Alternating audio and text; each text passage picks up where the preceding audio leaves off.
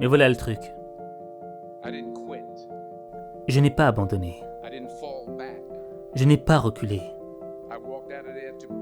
Je suis sorti de là pour préparer la prochaine audition, et l'audition d'à côté, et l'audition d'à côté. J'ai prié.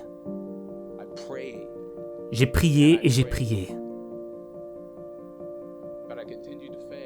Mais j'ai continué à échouer, et à échouer, et à échouer. Mais cela n'avait pas d'importance, parce que vous savez quoi ? Dans cette vidéo, Denzel Washington va te présenter les 3 principes pour réussir ta vie. Et ensuite, je te présenterai une vidéo d'un enfant qui mettra tout le monde d'accord. J'ai découvert que rien dans la vie ne vaut la peine si on ne prend pas de risques. Rien. Nelson Mandela a dit « Vous ne trouverez pas de passion en jouant les petits. Pour vous contenter d'une vie qui est inférieure à celle que vous êtes capable de vivre. » Maintenant, je suis sûr que dans vos expériences à l'école, dans vos candidatures à l'université, dans le choix de votre matière principale, de ce que vous avez décidé de faire dans la vie, je suis sûr qu'il y a des gens qui vous ont dit de vous assurer d'avoir quelque chose sur quoi vous appuyer, de vous assurer d'avoir un plan B. Mais je n'ai jamais compris ce concept. Avoir quelque chose sur quoi se rabattre. Si je dois tomber, je ne veux pas me rabattre sur autre chose que ma foi. Je veux tomber en avant. Je me suis dit qu'au moins de cette façon, je verrai ce que je vais frapper. Tomber en avant, c'est ce que je veux dire. Reggie Jackson a frappé 2600 fois dans sa carrière, le plus grand nombre de l'histoire du baseball. Mais on n'entend pas parler des frappes, les gens se souviennent uniquement des home runs. Tomber en avant. Thomas Edison a mené 1000 expériences ratées. Le saviez-vous ? Je ne le savais pas. Parce que la 1001e était l'ampoule.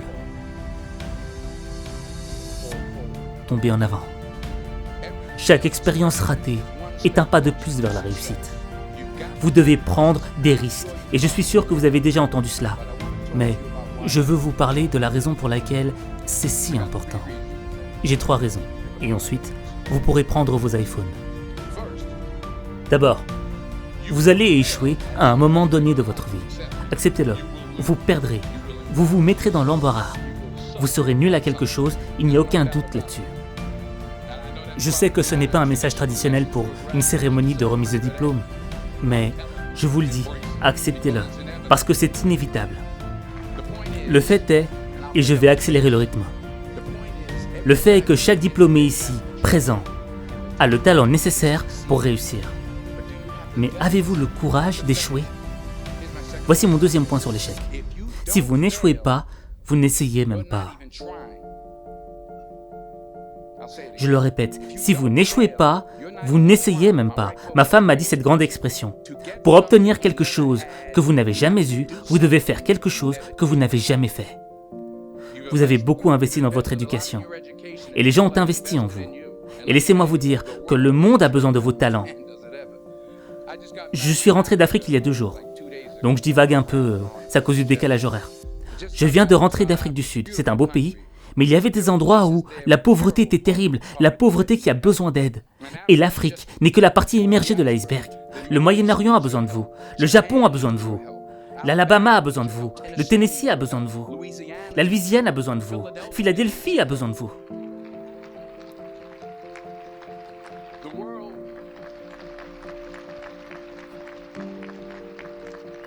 Le monde a besoin de beaucoup et nous avons besoin de vous. Nous avons vraiment besoin de vous, les jeunes. Je veux dire que je ne parle pas pour tout le monde ici, moi je suis vieux, un peu grisonnant. Nous avons besoin de vous, les jeunes, parce que souvenez-vous, il faut vous lancer.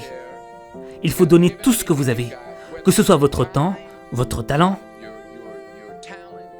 vos prières ou vos trésors, parce que n'oubliez pas que vous ne verrez jamais un camion derrière un corbillard.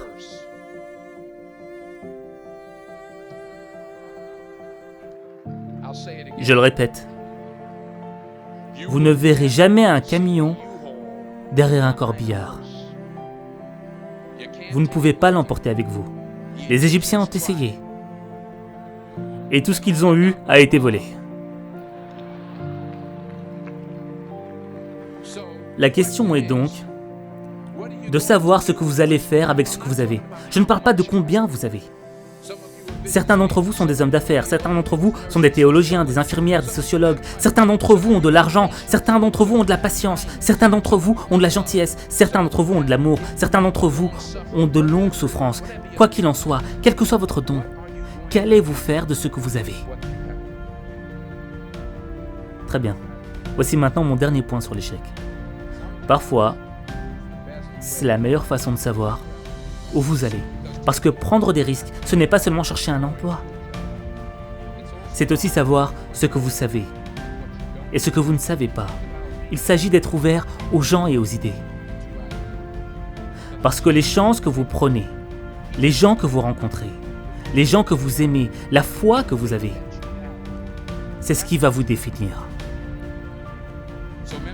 Alors, membres de la promotion 2011, voici votre mission. Lorsque vous quitterez les confins amicaux de Philadelphie, ne vous découragez jamais. Ne reculez jamais. C'est ce qui va vous définir. Et quand vous tomberez tout au long de votre vie, et peut-être même ce soir après quelques verres de champagne,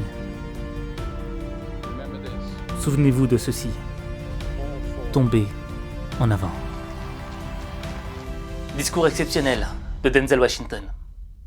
Tombez en avant.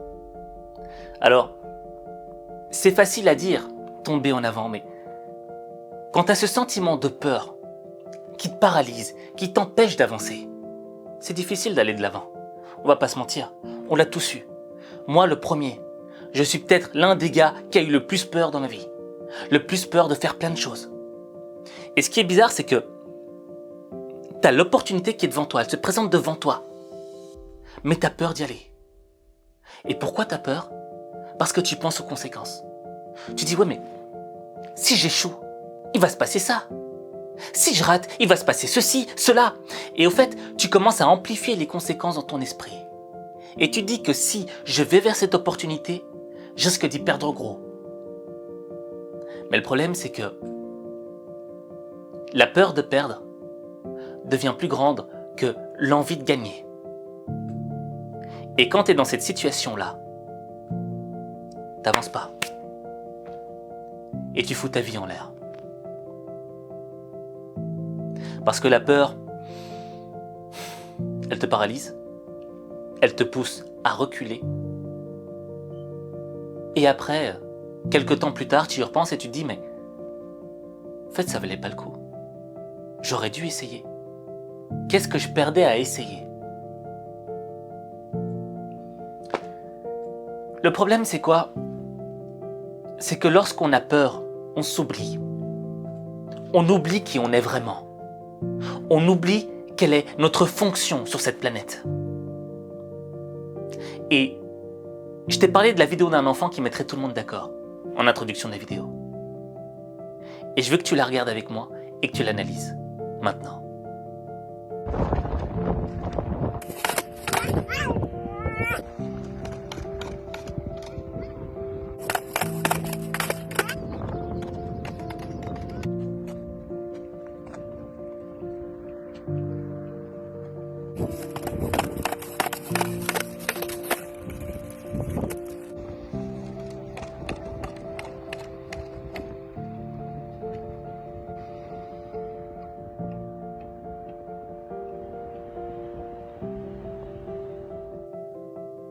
Alors, cet enfant qui tombe et qui se relève, c'est motivant, c'est inspirant.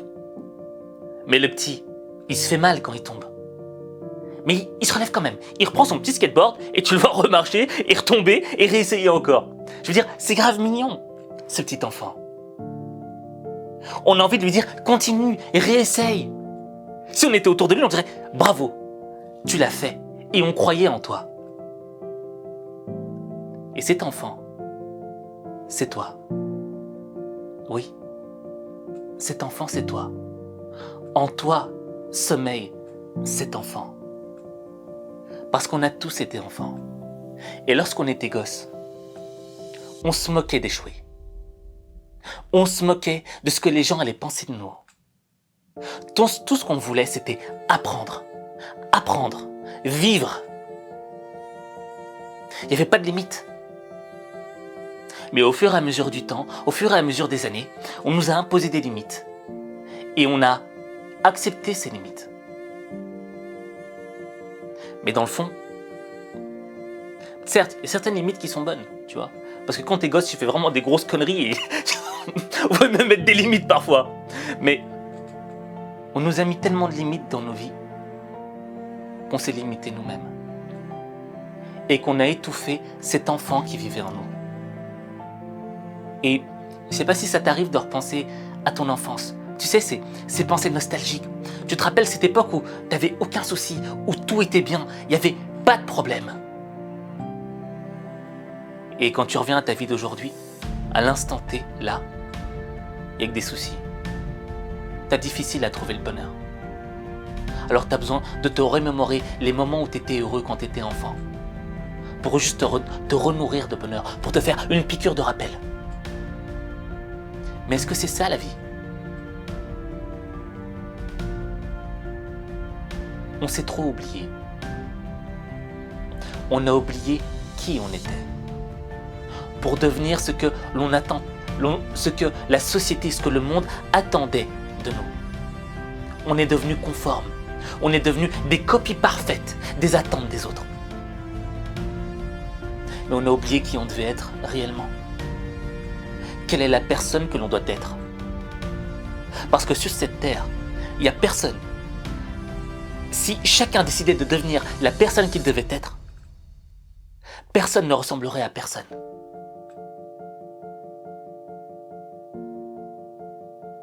Mais parce qu'on a peur. Parce qu'on a peur du risque. Comme le disait Denzel Washington, le risque. Parce qu'on a peur du risque, on a peur de devenir qui on doit être. Et toute l'idée, c'est de se libérer de cette peur.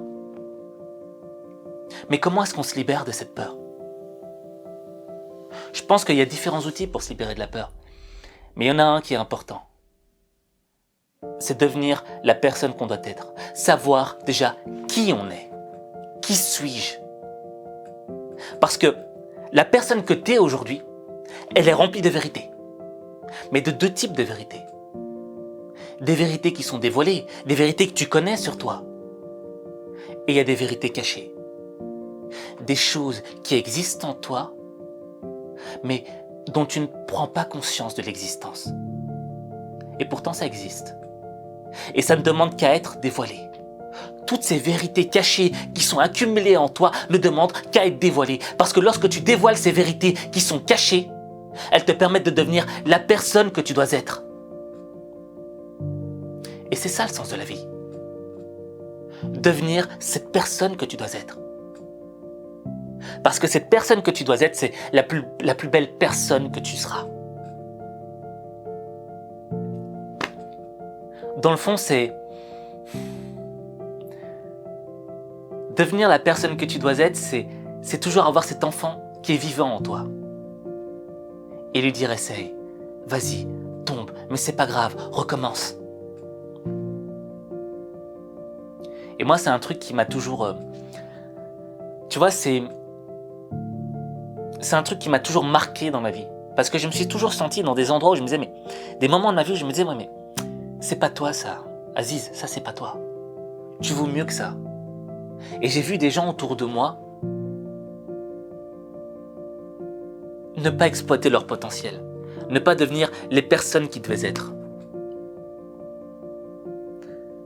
Parce qu'ils sont juste tout simplement... Ils ne sont pas écoutés eux-mêmes, tout simplement. Est-ce que toi tu t'écoutes toi-même? La plupart du temps, quand on s'écoute soi-même, on ne veut pas s'écouter. Parce qu'on n'a que des reproches à se faire.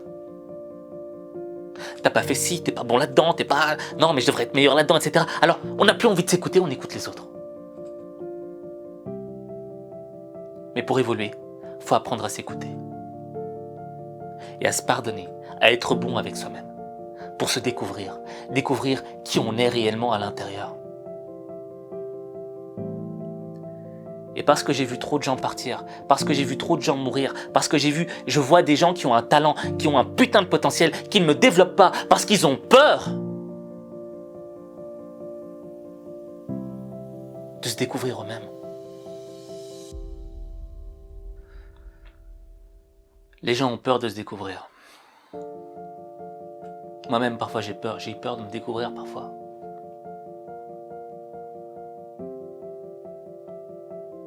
Mais cette peur, on n'a qu'une vie. Demain, on pourrait mourir. Ce serait idiot de se laisser ralentir par la peur. Il faut que ton envie de gagner soit plus grande que ta peur. Et là, ta vie sera heureuse. Parce que tu n'auras plus rien à faire de l'échec. Tu vois, tu sais qui tu es dans le fond. Et un échec ne te définit pas. L'échec ne définit pas la personne que tu es. La victoire ne définit pas la personne que tu es. Ce qui définit qui tu es, c'est ton attitude. Et lorsque tu seras capable de t'écouter et de te définir en fonction de toi-même et pas en fonction de ce que les autres pensent de toi, là tu pourras goûter au bonheur. Tu n'auras plus besoin de te remémorer la nostalgie de ton enfance. Parce qu'aujourd'hui, tu feras ce que tu veux faire. Tu seras libéré de ce que l'on pense de toi. Tu seras libéré de la peur de ce que l'on va dire de toi. Tu seras libéré de tes peurs.